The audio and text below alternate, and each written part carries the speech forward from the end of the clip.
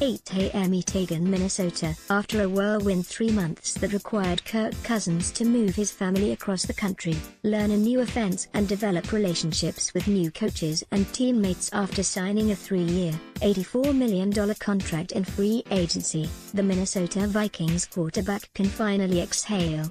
Best moves, looming questions for all 32, Rams another dream team Eagles? Le'Veon Bell turns to boxing, hometown. How Cousins Vikings education will continue. All of the changes that Cousins experienced came with the territory, moving on to the next chapter of his career after 6 years with the Washington Redskins. That didn't mean the transition would always appear seamless. Cousins felt the spring off-season was a bit like drinking through a fire hose, given the amount of new information he had to process and execute in expedited fashion. At the forefront of learning a scheme designed around his strengths, Cousins' first few months in the Twin Cities centered on building continuity with his offensive line and skill players. Cementing that connection is a drawn-out process that takes longer to perfect than several weeks of OTAs and minicamp. Finding a common ground between the way his receivers like to run routes and the way Cousins has executed throws to his offensive weapons in the past was where it all started when the quarterback invited Adam Thielen and Stephon Diggs down to Atlanta for an impromptu throwing session in early April. Those conversations continued to evolve during the spring as Cousins was able to expand upon that chemistry in full practices and leave feeling all parties were on the same page.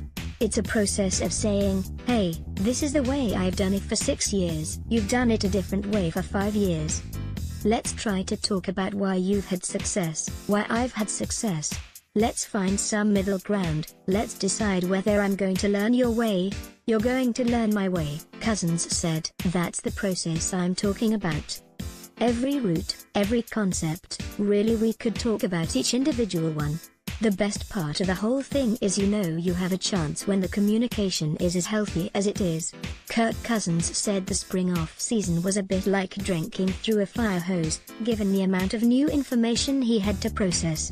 Brad Rempel, USA Today Sports. Thielen is receptive to listening. I can understand what he's getting at. It's the same with Steph. That's where when I say I'm really excited about the locker room and the players I work with. It's moments like that, where I feel really good about the communication, that they're hearing you and you're hearing them. During the 6 weeks until the Vikings report back for training camp at the end of July, Cousins will work to perfect the balance between relaxing and staying mentally prepared. Though he doesn't have any concrete plans in place to work with his receivers in the summer, he will dedicate his efforts to the areas of the offense he didn't grasp the first time around. I think the more important level of communication will be between me and the coaches, talking about some philosophy things and how I want plays to be designed, Cousins said. I'll have my iPad with me as I go home, and I'll spend time every day going back.